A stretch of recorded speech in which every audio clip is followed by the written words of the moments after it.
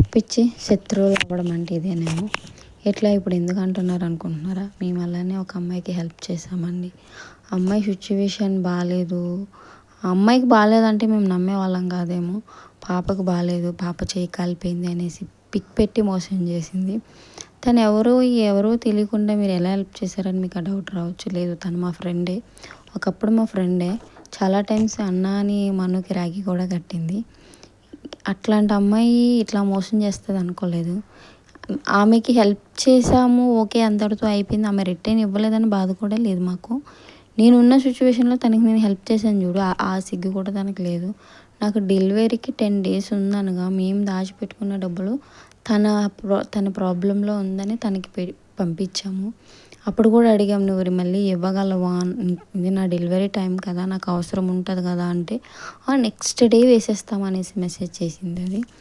ఇప్పటికి మా బాబు 1.5 year ఒక్క రూపాయి కూడా పంపించలేదు. మేము ఇంకా అడుగుతున్నామని మా నెంబర్స్ కూడా బ్లాక్ చేసింది. దాని మీద నాకు డబ్బులు ఇవ్వలేదని కోపం కాదు, అది నా సిచ్యువేషన్ అర్థం చేసుకోకుండా నన్ను మోసం చేసింది చూడు, అక్కడ నాకు వస్తుంది చాలా కోపం. నేనైతే దాన్ని వదిలిపెట్టకూడదని డిసైడ్ అయ్యాను. అందుకే వీడియో చేస్తున్నా. ఇప్పుడున్న నా కోపానికి దాని ఫోటో, దాని మెసేజ్లు అన్నీ ఇక్కడ ఈ వీడియోలో పెట్టొచ్చు, బట్ వద్దులే అని వదిలేస్తున్నా. కానీ దానికి ఎప్పటికైనా అది రిటర్న్ అనేది వస్తుంది. ఆ రోజు అది ఎంత నమ్మించిందో తెలుసు. అసలు ఫస్ట్ మనుని ఇలా అడిగితే మను నాకు చెప్పాడు. తనని నేను 90% అయితే తనని నమ్మను.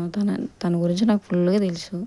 మను ఏంటంటే ఏమో పాప ఫోటో పెట్టుకొని సరే అనేసి నాకు చెప్పగానే నాకు పాప ఫోటో పెట్టిందని చెప్పలేదు. నార్మల్గా ఇలా మనీ అడుగుతుందంటే, లేదు ఇప్పుడు మన సిచ్యువేషన్ బాగాలేదు కదా, మనం మనీ ఇవ్వద్దని నేను చెప్పాను. తర్వాత పాప ఫోటో పెట్టిందంట, పాప చేయి కాలిపోయిన ఫోటో. ఓకే అని వెంటనే సెండ్ చేశాడు డబ్బులు. సెండ్ చేసిన తర్వాత నాకు చెప్పాడు, ఇలా పాప ఫోటో పెట్టింది, చేయి మొత్తం కాలిపోయింది అనేసి ఫోటో నాకు పెడితే అప్పుడు నాకు అర్థమైంది ఏంటంటే అది అసలు వాళ్ళ పాపే కాదు. వాళ్ళ పాప నాకు తెలుసు, వాళ్ళ పాప ఎలా ఉంటుందో నాకు తెలుసు. ఎట్లా చేసావు నువ్వు, అది వాళ్ళ పాప కాదంటే, ఏమో నాకేం తెలుసు, అది వాళ్ళ మా పాప చేయి కాలిపోయిందని ఫోటో పెట్టిందని అన్నాడు. ఇలాంటి వాళ్ళని ఏమనాలండి అసలు, గలీజ్ది. నాకు బూతులు అయితే తిట్టను నేను ఎప్పుడు. దాన్ని అసలు నాకేమనాలో అర్థం కావట్లేదు. వరస్ట్ ఫీల్, అసలు వరస్ట్ అంటే వరస్ట్ అది. ఇట్లా మా దగ్గరే కాదు, తర్వాత మేము తవ్వగా చాలా బయటపడ్డాయి. ఇలా మా దగ్గరే కాదు, చాలామంది దగ్గర తీసుకుంది పైసలు అనేసి.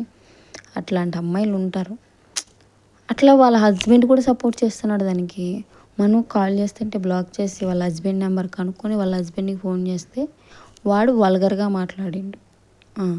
వాడికి తెలియకుండానే ఇదంతా జరగలేదు, తెలిసి జరిగిందంట. నాకు అంతా తెలుసు అని తనే చెప్పిండు తెలుసా. అసలు ఇట్లాంటి వాళ్ళని ఇంకొకరికి హెల్ప్ చేయాలంటే ఎంత భయంకరంగా మారిన ఈ రోజులు. ఇంకొకరికి హెల్ప్ చేయాలంటే ఎంత నమ్మగలం అసలు. ఇలాంటి వాళ్ళ వల్ల ఇంకొకరికి హెల్ప్ చేయాలన్న హోప్ కూడా లేదు. ఇంకొకసారి మేము ఎవరికైనా హెల్ప్ చేయగలమా, అమ్మో మళ్ళీ వీళ్ళు ఇస్తారా అనే డౌట్ కూడా ఉంటుంది దానివల్ల. అలాంటి అమ్మాయి అది. ఈరోజు ఈ వీడియో ఎందుకు చేస్తున్నానంటే, ఈ వీడియో చూసైనా దానికి సిగ్గు రావాలి. అది నా వీడియోస్ చూస్తుందని నాకు తెలుసు. ఈ వీడియోస్ చూసైనా దానికి సిగ్గు వచ్చి ఆ డబ్బులు మాకు ఇవ్వాలి. నేను ఎందుకు ఇంత మిస్టేక్ చేశానని ఫీల్ అవ్వాలి. అందుకే ఈ వీడియో చేస్తున్నాను. Thank you so much for watching.